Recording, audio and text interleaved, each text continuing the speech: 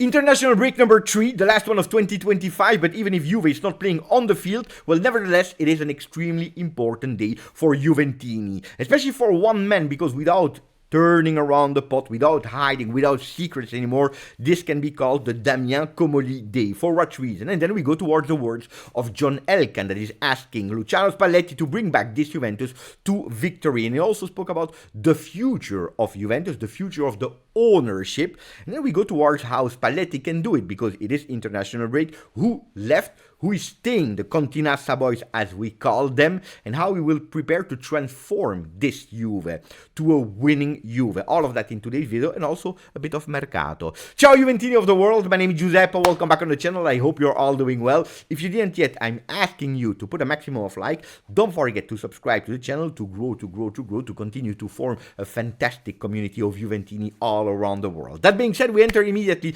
with 2 feet into the topic of today, the Damien Comolli Day. For what reason? Because we know it, Damien Comolli at today has that role of general director and will have a new name today, a new role. Well, he continues to be called Damien Comolli, but he will be the CEO of Juve, a role that until a few weeks ago was actually taken by Maurizio Scannavino, that officially already left Juve. So today it will be Damien Comolli becoming CEO of Juve. You will tell me, Beppe, he just arrived and already that promotion, what did he do? So great, so fantastic to receive and to deserve that promotion. It's not a promotion. When Damien Comolli has been contacted after all the interview and when we decided to go for him, it was actually to become the CEO of Juve after Maurizio Scannavino would have left the few weeks, few months after actually Damien Comolli would arrive at Juve. So it's not a promotion, it's the logical way. This is the strategy that has been thought about that is actually starting to be formed today.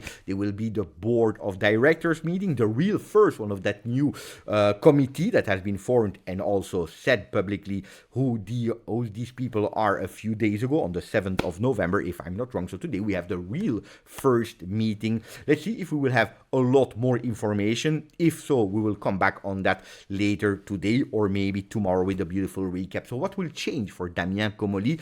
Well, not only he will take care of the sporting side, but on top of that also the economical, the finances of Juve. So it's a real role at 360 degree. He will be, to make it simple for people that do not want to listen to the details, he will be the boss of Juve. As simple as that. Now, will he have the final word on everything? Will he be a kind of dictator, I choose and you execute? No, because it's a horizontal role, and that's also why we have so many people that are reporting to him, so many people that are on the same level in different roles that will help him in deciding. You remember the choice of Spalletti when he was there to present him. He said we are all aligned with the François Modesto, with the Giorgio Chiellini, but also with the ownership. There is not 1 centimeter of difference of gap between us because we all stand for this decision. And that will be also the role of Damien Comolli to, yes, decide when it is needed, but also to involve a lot of people to go towards this conclusion.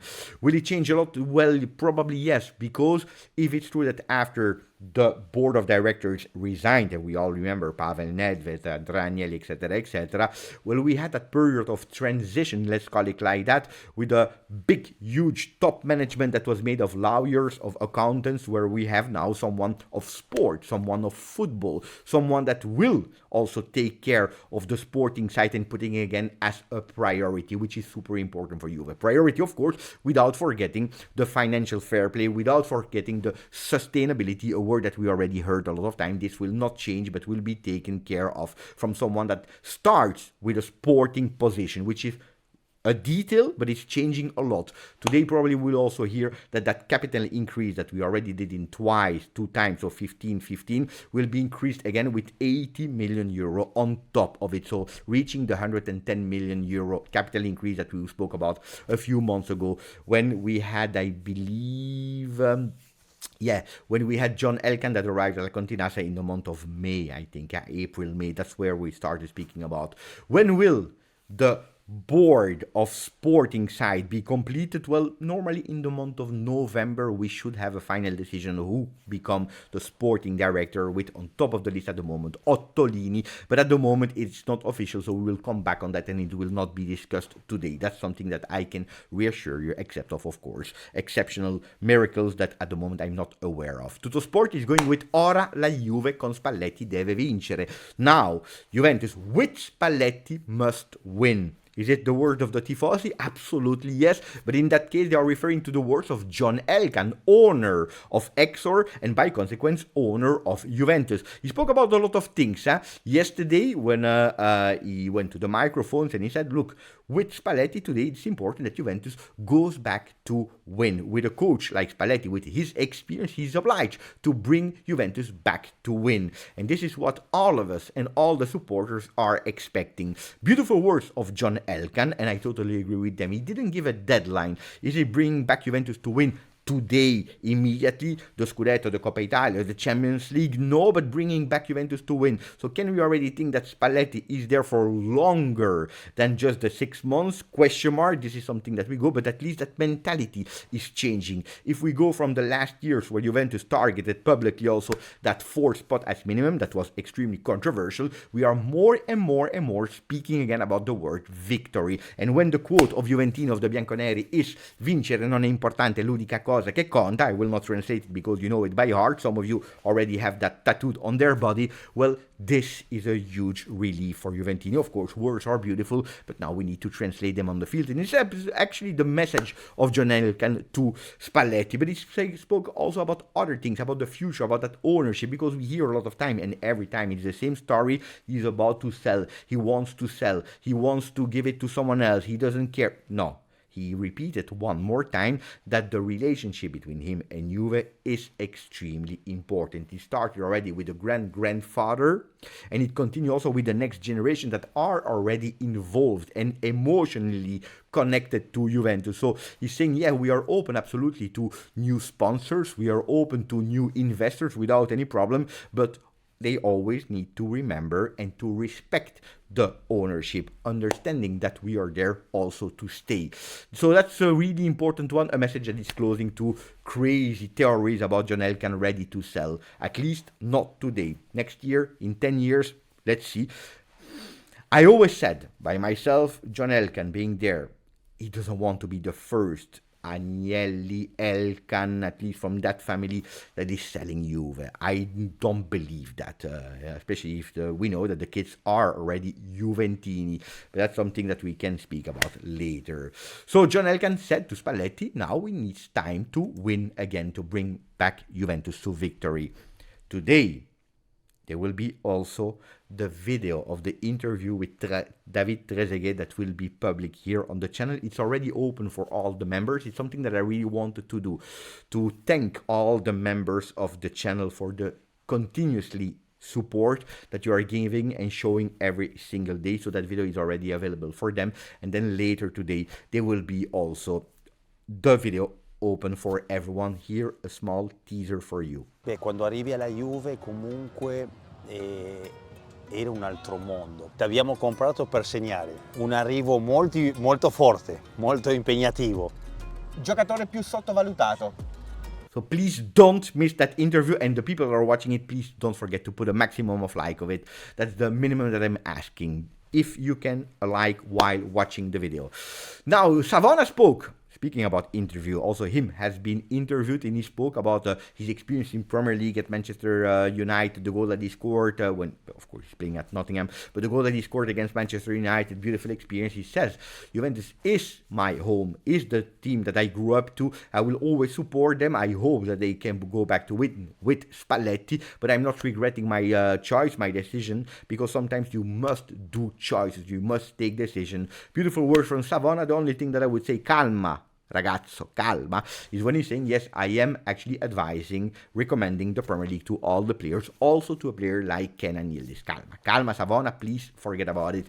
Who is leaving? Well, 10 players are leaving: Andrea Cambiaso, Locatelli, Openda, Jonathan David, Vasilia Adjic, Conceição, Kostic, Dusan Vlahovic, Yildiz, and Jegrova. Dusan Vlahovic not in top form. He could possibly go back and come back earlier to La Continassa. This will be evaluated in the next few hours. All the other ones are there for sure, so 9+1 at the moment, which means that in La Continassa we have a bit more people that will be there. They received 4 days of rest before starting again with Spalletti. Who is there? Well, we speak about the 3 goalkeepers, even if Pinsoglio is still injured. Kalulu is staying with Gatti, with Bremer, with Rugani, with Lloyd Kelly. These are all the defenders, knowing that Bremer and Kelly are at the moment not at disposal. Kelly could make it in the next few days, but what is really interesting is that we have much more players in the midfield that are staying in La Continassa, especially a Weston McKennie, a Kefren Thuram, a Koopman. 3 players that were traveling around the last time that will stay in La Continassa on top of a Miretti. And then we have a Cabal that is there as well with a Joao Mario. So we have a lot more players to do something, to try something in the next few days. A Thuram that could possibly be reinvented in the 4-3-3 with the idea of Spalletti to maybe now push Cope after the 3 beautiful performances as a left center back again in that midfield. A midfield that could see Koopmeiners in that 3-man midfield on the left with Kefren Thuram maybe on the right side. Let's see what Spalletti has in mind, what he wants to do, because that's how he's working on changing, transforming a Juve that, like John Elkann said, needs to go back as soon as possible to win. Because great the performance against Sporting according to some people, good the performance against Torino according to some other people that were saying it's only because of the goalkeeper, otherwise we would have won that game. Beautiful, but now the results are obliged to be following. That's a fact. Juve senza rete, Juventus without goals. And that's one of the problems that we cannot solve in that international break, because the strikers will not be available. They are all traveling around. So Spalletti will have to work on defense, midfield, and inventing something in theory, but not in practice, to actually make sure that they are scoring again. On the first page of Corriere dello Sport, you also see Antonio Conte, Giù le mani da Conte, take your hands off from Conte are the words of De Laurentiis. But we feel that the first cracks are arriving. And we know Antonio Conte really well, with some people that are even starting with the rumors that Antonio Conte wants to make himself free from Napoli to go to Juve from the 1st of June 2026. Calma on that one. First of all, because De Laurentiis, I don't think that he will agree with that. You know, these kind of clothes don't go to Juve. And then starting to think already today in November to the next coach would be something extremely toxic, I believe, for Juventini, who needs to wake up on the other side and making sure that we don't change coach because we are winning and also scoring, is a Jonathan David, because also for him the first rumors are arriving today about a Milan that is interested in the Canadian player. Attenzione for him, but also for Joao Mario that, yes, didn't play a lot, 3 games on 15 as a starter, not even involved in the last game against Torino, a player that must start to adapt. There are these voices about the winter that could leave. He will not leave in the winter, according to Mirko Di Natale.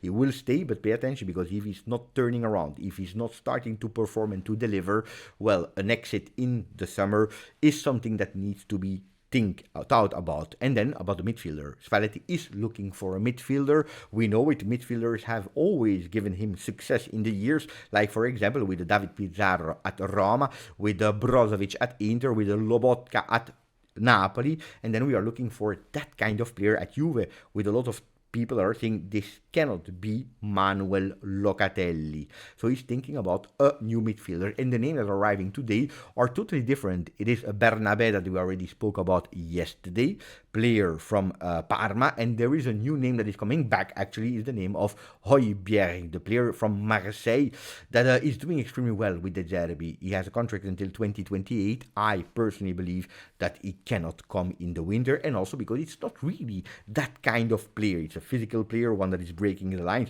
It's not the player a la Pizarro, a la Brozovic, a la Lobotka. Bernabé is more a style of that player, even if that player is not 100% convincing me.